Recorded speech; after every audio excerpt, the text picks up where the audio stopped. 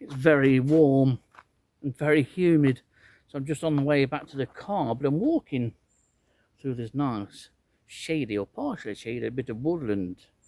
And one of our commonest butterflies now, the speckled wood, is going great guns here, and it's having really the time of its life in Nottinghamshire.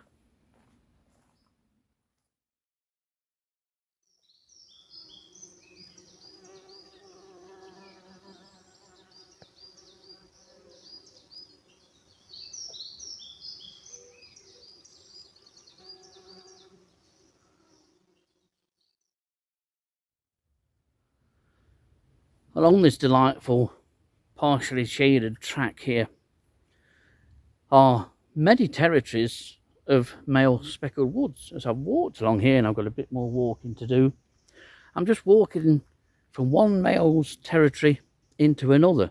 Occasionally those males will stray into each other's territories, and a short spiralling flight and a short tussle will ensue before the victor returning back to his preferred territory. I would go so far as to say that, along with the Red Admiral, the speckled wood currently is having its best spell ever. I've never seen speckled wood in the numbers that we're experiencing here, at least in Nottinghamshire, and I dare say it's the same throughout the UK. I'd love to know, but this is one butterfly that is breaking everything that conservation organisations keep telling us, that butterflies are in trouble. The speckled wood is far from being in trouble.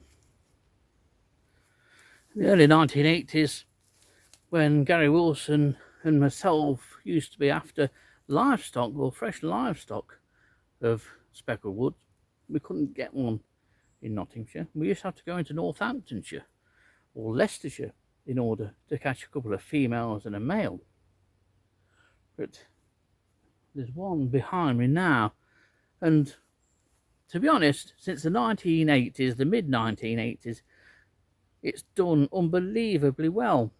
It was originally sort of confined here to woodland areas and the typical habitat of speckled woods, but now that's a different story, and it'll commonly occur in urban gardens and suburban gardens. I've had it several times in my own small terraced house garden. As long as there's maybe a couple of trees or some large shrubs, this butterfly will turn up. And what a nice thing to have turn up. It's a beautifully coloured butterfly, nice sort of varying shades of sort of chocolate brown, and the spots, depending on age of the butterfly, can be either cream or quite a vibrant yellow in some very fresh specimens. But it's a lovely little butterfly, and it's nice that there are some very, very successful stories among the butterfly world. Not that the butterfly press will tell you that. We should do.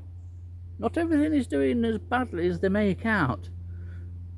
Speckled wood is doing fabulously, and long may that continue.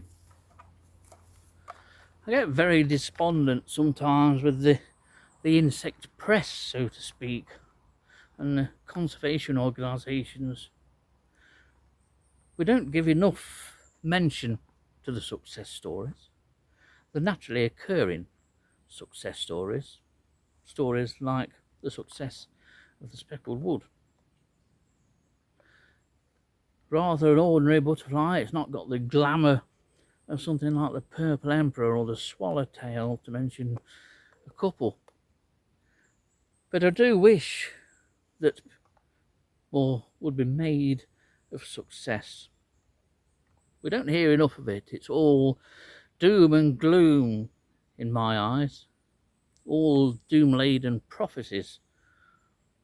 I'd like to hear some good news, some good stories, some nice stories that make you feel good. That would be something of a novelty nowadays, to be honest. But the trouble is, everything's geared to money. It all comes down to money in the end, especially with the conservation organisations. In truth, success stories don't bring in donations and don't bring money in. Destruction of habitat, the decline of species does. But every now and again it would be nice to hear of a success story like the Speckled Wood here close to my home.